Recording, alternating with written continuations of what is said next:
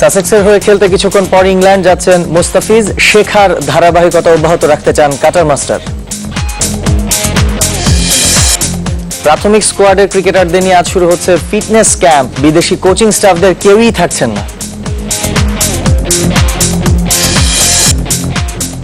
ঝুলে আছে অলিম্পিক থেকে রাশিয়াকে নিষেধাজ্ঞার সিদ্ধান্ত। রিওর স্বপ্ন পূরণে উচ্ছ্বসিত দ্রুততম মানবী মেজবা শিরিন।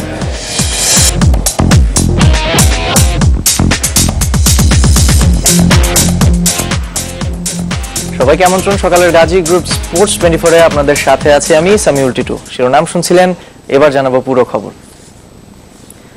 শুরুতেই মুস্তাফিজের ইংল্যান্ড যাত্রার খবর। কিছুক্ষণ পরই কাউন্টি ক্লাব সাসেক্সের হয়ে খেলতে ইংল্যান্ডের উদ্দেশ্যে রওনা হচ্ছেন মুস্তাফিজুর রহমান।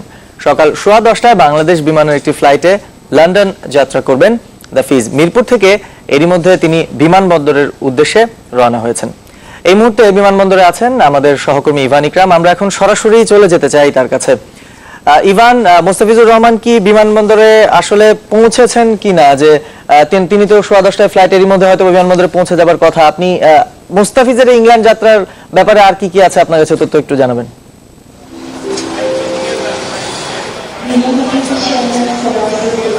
টিটু, আমরা যতদূর জানতে পেরেছি প্রায় 15 মিনিট আগে তিনি বিসিবির একাডেমি থেকে রওনা দিয়েছেন এবং তার আগে তিনি আমাদেরই একজন সহকর্মীর সাথে কথাও বলেছেন। মুস্তাফিজের কিছুক্ষণের মধ্যেই বিমানবন্দরে এসে পৌঁছানোর কথা, এখনও তিনি এসে পৌঁছননি। এবং তার যে ফ্লাইটটি, আমরা জানি যে তিনি আজকে ইংল্যান্ড যাচ্ছেন এবং আসলে একটা স্বপ্নের ক্রিকেট কাউন্টিতে অংশগ্রহণ করবেন এবং আজ রাত বাংলাদেশ সময় 9টার দিকে তার লন্ডন পৌঁছানোর কথা এবং তার পরবর্তীতে তিনি সেখান থেকে প্রায় 65 কিলোমিটার দূরে যে চেমসফোর্ড শহরে যাবেন। সেখানে পরবর্তী যে ম্যাচ মুস্তাফিজের দলের এসেক্সের বিপক্ষে, সেই এসেক্সের শহর চেমসফোর্ডে তিনি গিয়ে পৌঁছাবেন এবং ভ্রমণ সংক্রান্ত জটিলতা বা যে ক্লান্তি, সেটিকে যদি তিনি উতরে যেতে পারেন, সেক্ষেত্রে আমরা পরবর্তী যে ম্যাচ সেটি আগামীকাল বা পরদিন হওয়ার কথা রয়েছে, সেটিতে হয়তো আমরা মুস্তাফিজকে দেখতে পাবো এবং আমরা সেরকমটাই আশা করি। এবং আসলে এরপরে যে তিনটি ওয়ানডে এবং 4টি টি-20 ম্যাচ রয়েছে, সেখানে আমরা মুস্তাফিজকে দেখতে পারবো। প্রত্যেক বাঙালি নিশ্চয়ই এখন সেই আশায় রয়েছেন, কেননা বহুদিন বাদে সাকিব তামিমের পর মুস্তাফিজকে আসলে কাউন্টির মতো একটি বড় কোনো আসরে দেখা যাবে এবং আমরা আসলে প্রত্যাশা করছি যে এর পরবর্তীতে মুস্তাফিজুর রহমানের দল পরবর্তী রাউন্ডে যাবে এবং আমরা মুস্তাফিজকে আরও বেশি দেখতে পাবো। কিছুক্ষণ আগে মুস্তাফিজুর রহমান মিরপুরে আমাদের সহকর্মীদের সাথে তার যাওয়ার ব্যাপারে কিছু কথা বলেছেন। আমরা আসলে সেগুলো একটু শুনে আসতে চাই, আমাদের দর্শকদের যদি একটু শোনানো হয়। টিটু, তো মানে শুধু তো ক্রিকেটটাই যে আমার বোলিং, ব্যাটিং, ফিল্ডিং শুধু শেখার আছে এরকম না, মানুষের একটা ভালো প্লেয়ারের দেখেও শেখার আছে। আর আমি সবসময় শিখতে চাই। আর আমি যাচ্ছি আজকে, আপনারা সবাই দোয়া করবেন।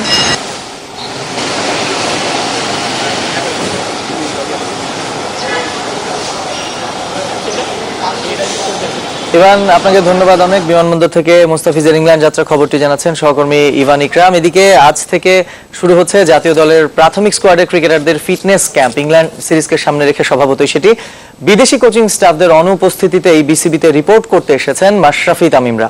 মুস্তাফিজ, সাকিব ছাড়া থাকছেন স্কোয়াডের বাকি 28 ক্রিকেটার। এই মুহূর্তে মিরপুরে আছেন আমাদের সহকর্মী সামিনা রশনি। সরাসরি চলে যাচ্ছি তার কাছে। রশনি, একই সঙ্গে মুস্তাফিজ ইংল্যান্ডে গেলেন এবং ফিটনেস ক্যাম্পে যোগ দিতে বাকি ক্রিকেটাররা আসলে এসছেন মিরপুরে। তো পুরোপুরি একটা জাতীয় দলের আবহাওয়া আবারও ফিরতে শুরু করেছে। আমরা দেখেছি প্রিমিয়ার লিগে ব্যস্ত ছিলেন দীর্ঘদিন ক্রিকেটাররা। তো সেখানে মানে ক্রিকেটারদের মধ্যে উৎসাহ উদ্দীপনা কেমন ঠিক দেখছেন এখন পর্যন্ত সেখানে?